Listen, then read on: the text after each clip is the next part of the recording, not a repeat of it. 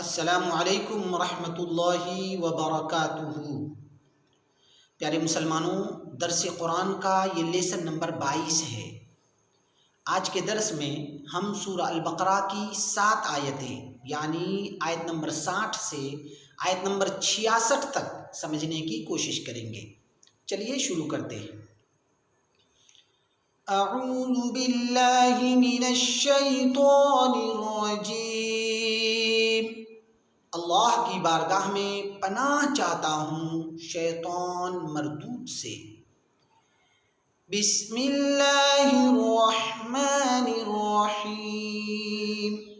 اللہ کے نام سے شروع جو بڑا مہربان نہایت رحم والا ہے۔ سورہ البقرہ کی آیت نمبر 60 سے آیت نمبر 66 کے درمیان اللہ تبارک و تعالی نے قوم بنی اسرائیل کے ضد اور ہٹ دھرمی کا ذکر فرمایا ہے۔ اللہ فرماتا ہے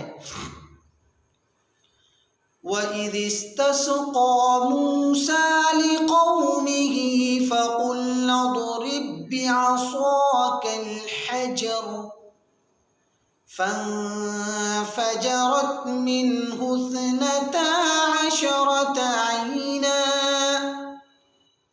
قَدْ عَلِمَ كُلُّ أُنَاسٍ مَّشْرَبَهُمْ كُلُوا وَاشْرَبُوا مِن رِّزْقِ اللَّهِ وَلَا تَعْثَوْا فِي الْأَرْضِ مُفْسِدِينَ۔ اے اہل کتاب، یاد کرو اس وقت کو جب تمہارے آبا و اجداد نے مقام طیہ میں پانی کے لیے جھگڑنے لگے تو حضرت موسیٰ علیہ السلام نے اللہ کی بارگاہ میں دعا فرمائی۔ اللہ تبارک و تعالیٰ نے فرمایا اے موسیٰ اپنے عصا کو پتھر پر ماریے۔ جیسے ہی حضرت موسیٰ علیہ السلام نے اپنے عصا کو پتھر پر مارے تو فوراً بطور معجزہ 12 چشمے جاری ہو گئے۔ ہر قبیلے نے اپنے لیے ایک ایک چشمہ متعین کر لیا، خاص کر لیا۔ اللہ تبارک و تعالیٰ نے فرمایا اے قوم بنی اسرائیل، اللہ کے دیے ہوئے رزق میں سے جو تمہارا دل چاہے کھاؤ پیو مزے کرو، لیکن آپس میں جھگڑا کر کے زمین پر فساد برپا نہ کرو۔ آگے اللہ فرماتا ہے وَإِذْ قُلْتُمْ يَا مُوسَىٰ لَن نَّصْبِرَ عَلَىٰ طَعَامٍ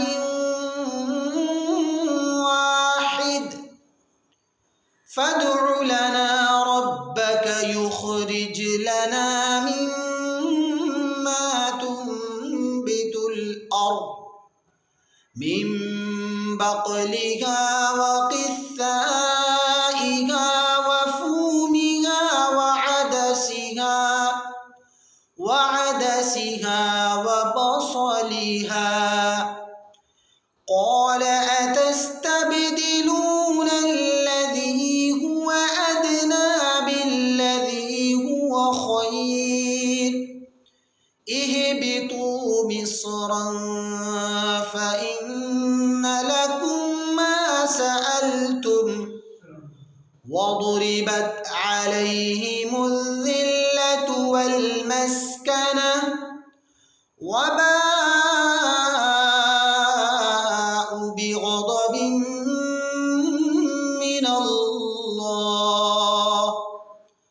ذَلِكَ بِأَنَّهُمْ كَانُوا يَكْفُرُونَ بِآيَاتِ اللَّهِ وَيَقْتُلُونَ النَّبِيِّينَ بِغَيْرِ الْحَقِّ ذَلِكَ بِمَا عَصَوا وَكَانُوا يَعْتَدُونَ۔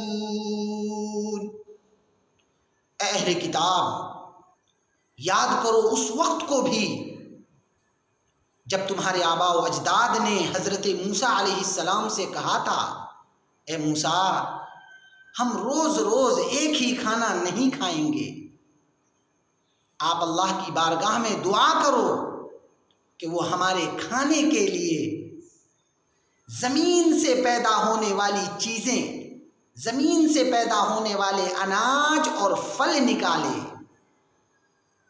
جیسے ساگ، ککڑی، گیہوں، دال دلہن اور پیاز وغیرہ۔ یہ سن کر حضرت موسیٰ علیہ السلام نے اپنی قوم سے کہا، یہ کیا بے وقوفی ہے، یہ کیسی نادانی ہے، عمدہ اور لذیذ کھانے کے بدلے تم ادنا اور کم لذیذ کھانا مانگ رہے ہو۔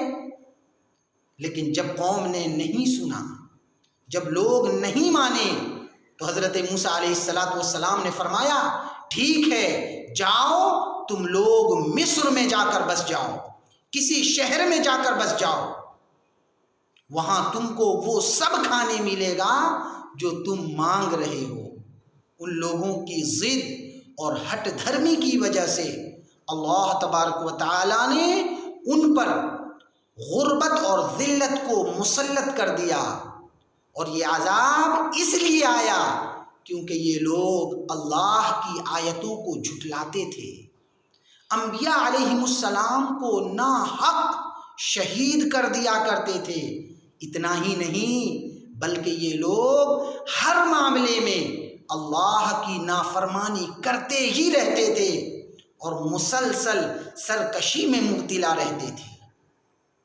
آگے اللہ فرماتا ہے، ان الذین آمنوا والذین ہادوا والنصارى والصابئین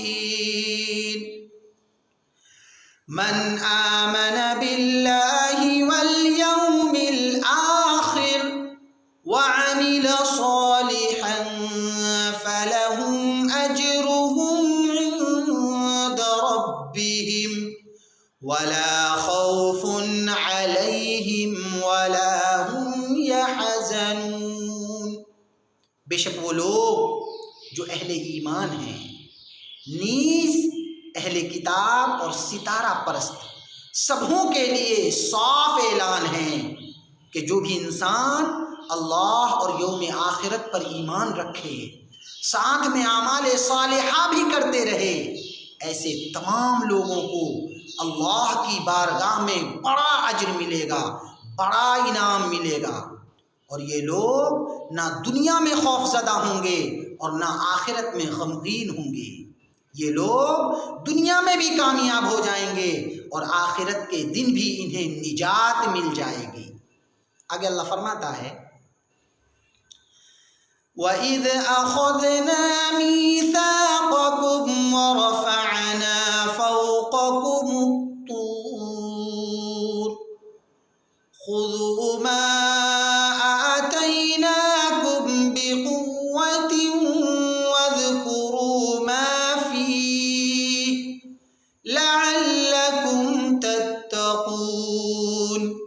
اہل کتاب، یاد کرو اس وقت کو بھی جب تمہارے آبا و اجداد نے حضرت موسیٰ علیہ السلام سے آسمانی کتاب کی درخواست کی، لیکن جیسے ہی تورات عطا کی گئی تم نے اس پر عمل کرنے سے انکار کر دیا۔ پھر اللہ تبارک و تعالیٰ نے تمہیں ڈرانے کے لیے کوہ طور کو تمہارے سروں کے اوپر ہوا میں معلق کر دیا، اور حضرت موسیٰ علیہ السلام نے فرمایا، لوگو اپنے وعدے کے مطابق اس کتاب کو مضبوطی سے تھام لو، آیات کو یاد کرو، احکامات پر عمل کرو تاکہ تمہارے اندر پرہیزگاری آئے۔ یاد رکھو، اگر بہانے بازی کرنے کی کوشش کرو گے تو اسی پہاڑ کے ذریعے کچل دیے جاؤ گے، تباہ و برباد ہو جاؤ گے۔ آگے اللہ فرماتا ہے، ثم تولیتم من بعد ذلك فلولا فضل الله عليكم ورحمته لكنتم من الخاسرين۔ لیکن افسوس، تمہارے آباء و اجداد نے روگردانی کی۔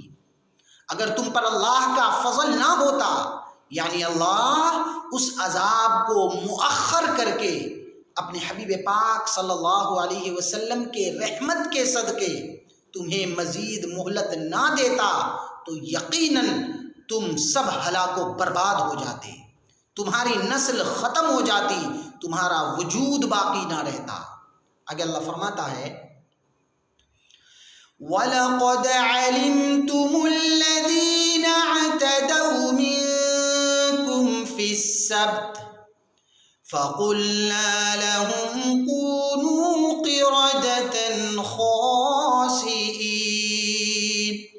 اہل کتاب، یقیناً تمہیں ان لوگوں کے بارے میں معلوم ہوگا جو لوگ مقام اعلیٰ میں ممانعت کے باوجود سنیچر کے دن حیلہ کر کے مچھلیوں کا شکار کر ہی لیا کرتے تھے، مچھلیوں کا شکار کر لیا کرتے تھے، تو اللہ تبارک و تعالیٰ نے بطور سزا ان تمام لوگوں کو خنزیر اور بندروں کی شکل میں مسخ کر دیا اور وہ سب ہلاک و برباد ہو گئے۔